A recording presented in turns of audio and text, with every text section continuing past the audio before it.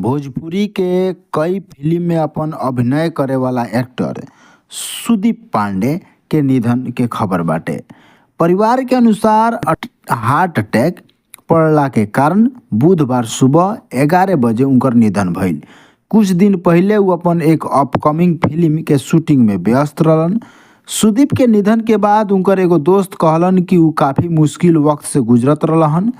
दोस्त के अनुसार सुदीप के फिल्मी कैरियर अच्छा ना चलत रहल।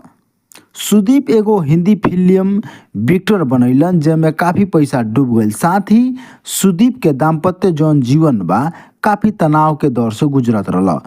बिहार विधानसभा चुनाव के समय में उ एनसीपी पार्टी ज्वाइन कैले रहलन।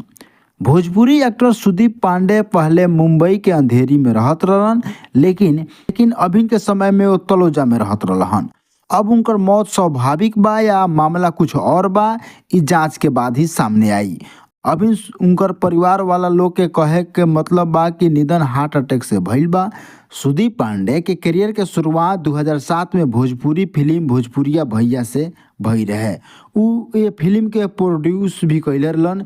एकरा अलावा उ भोजपुरिया दरोगा, मसीहा बाबू, हमार संगी बजरंगबली और हमार ललकार जैसन कई फिल्म में काम कैले रहलन।